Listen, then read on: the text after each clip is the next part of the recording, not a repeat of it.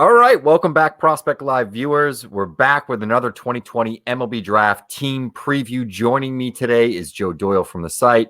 Joe, the Detroit Tigers, a team that has drafted really, really high over the last few years, and they've drafted pretty well. They've had a decent influx of arms over the last couple of seasons, particularly Casey Mize, Matt Manning, a surprise in the 9th round with Tariq Skubal, to a lesser extent, Alex Vieto, though I think he's probably underperformed what some expectations were initially.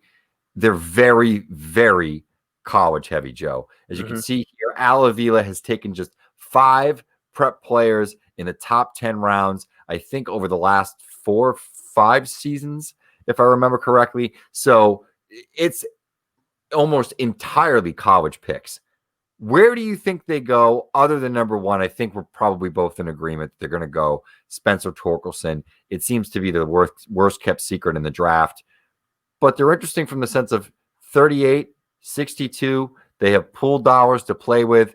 Where do they go there? Yeah, I think Al Avila is going to stay the course and probably go position players. I've heard them connected to college shortstops quite a bit. And yeah, I mean, because they are going to miss out on the back half or back third of the first round and Comp A as well, they're going to have to wait to get to that 38th pick. And I think once you get there, you kind of just wait and see who's left.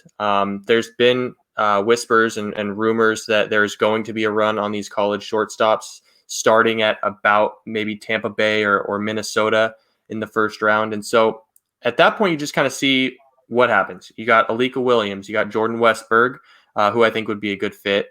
You got Freddie Zamora. There's a lot of guys that they could go with. Why don't you tell me a little bit about the Jordan Westberg idea? Because I know that's one that I think you really like as a fit. Yeah, I just think they like offensively minded players. I think there's, obviously some questions, regarding the plate approach with Westberg, but there's upside in the bat. There's some thump in the bat. We saw him go after a guy like Nick Quintana last year, who I think had some overall questions in terms of the hit tool and, how he had performed down the Cape the previous summer when I saw him. But he could fit at the position. He's probably going to stick at the dirt. I think there's some similarities there between the two players. So I think he's probably a good fit. He fits their MO. I know that the Tigers organization and their scouts saw a fair amount of Westberg last summer down the Cape. So there's definitely some connections there. I think Alika Williams is another guy, but probably doesn't have the same juice in the bat, but obviously a higher upside when we're talking about the quality of Alika Williams defensively. I don't think, Westberg is necessarily in the same conversation. And, Nick Lofton, if he were to fall down to, 37, could certainly be a possibility, but I don't think, either of us think that Lofton will be available there. But there's certainly some names that are possibilities, maybe even Westberg's teammate Foscue, if they wanted to go, a little bit less defensive heavy, more of like a second base bat first kind of a guy. There's some options, but it fits Avila's MO where they tend to like college performers with somewhat of a track record. Yeah, I'll say this just to play devil's advocate. While I like the idea of Westberg going into Detroit and having that immediate opportunity to succeed, that player development program does scare me a little bit with Westberg because there's a swing change that needs to happen. It's a bit flat. The bat angle it's not where it needs to be for pro ball. And they've had their fair share of issues with bouncing guys around the diamond, trying to figure out where they're most comfortable.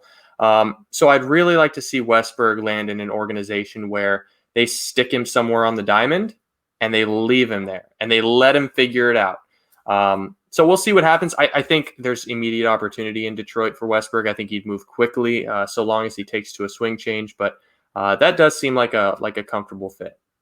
And the other thing I wanted to bring up too is they haven't made many picks in terms of prep players over the course of those, that 10-round period while with Avila, but they will pop a guy if they feel there's some upside. They went Riley Green last year, Parker Meadows a few years before. If we go back even further, Kingston Liniak, I think, was another prep player that they had grabbed. Sam McMillan. I think I'm naming every prep player they've ever drafted. Just going off the top of my head. Yeah. There's that few. but they will take a chance and grab a guy like that. Maybe at 37, there's somebody available from the prep ranks that they might be on.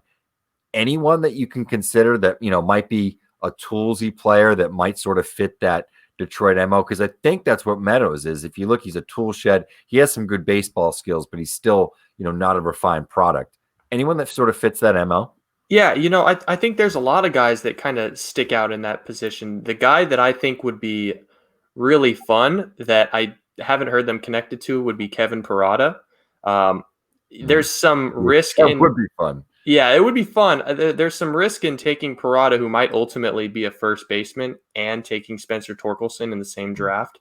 But I think Kevin Parada would be a lot of fun. He's going to be an expensive player as a Georgia Tech commit.